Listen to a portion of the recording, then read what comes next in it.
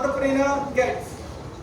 It can be related to finance, it can be related to marketing, it can be related to training and development program. If the question is specific about financial support, then we will talk about the institution that I will be discussing now about financial support. If they talk about training and developmental, then the institution would be different.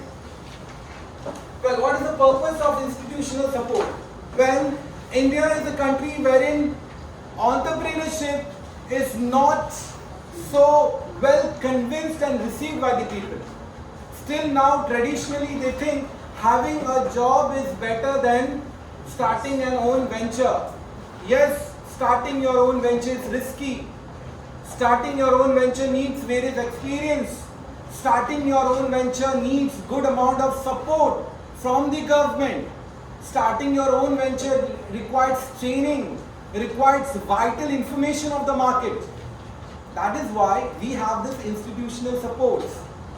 Now, this institutional support that an entrepreneur gets is for gathering funds, because without fund you cannot have your business, isn't it? Without fund you cannot execute your plan. You may have a good plan, but without funds you cannot.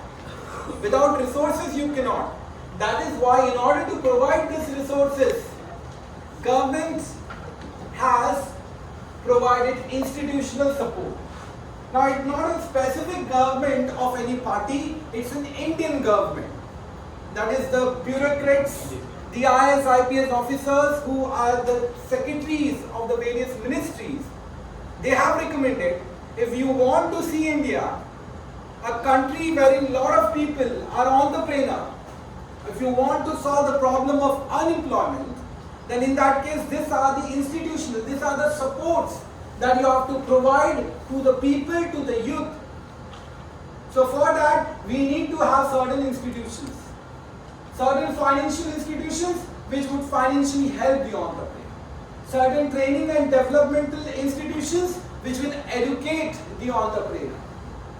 So let us talk about financial institutions. There are many financial institutions that are there in India, but to be precise, we will only discuss 4 or 5 of them. Let us start with the first one, SIDBI. What is SIDBI? Now you have to write the way it is, because it is an institution. 3 things that you have to keep in your mind: the name of the institution, where exactly it was located, and when exactly it was set up. Because if you see, fundamentally, all the people, all the institutions which are under financial support, they are going to what exactly they are going to do? They are going to provide financial support. Certain financial support would be short term, certain financial support would be medium term, and certain financial support would be a long term. Now this financial support can be a small scale industry, or else to a medium scale industry, or else to a large scale industry. But the only thing which differ between all these institutions is the name of those institutions, when exactly it was established, and where exactly it is located. When I talk about SIDBI, it is Small Industries Development Bank of India. SIDBI is a Small Industries Development Bank of India. Where exactly? SIDBI, Small Industries Developmental Bank of India. When exactly it was set up? In 1990. Where exactly the head office is? Lucknow. And various other branches are there all over India, but Lucknow is the head office. In 1990, SIDBI was established. What is the purpose of this SIDBI? If you read the name, it's Small Industries Developmental. So will it help to the large entrepreneurs? It is only for small scale industries. What exactly they do? Provide finance, provide financial assistance for gathering equipments, for gathering resources, for gathering machineries. So this is what the purpose of SIDBI is. Is it clear? Moving to the next. Export-Import Bank of India, EXIM.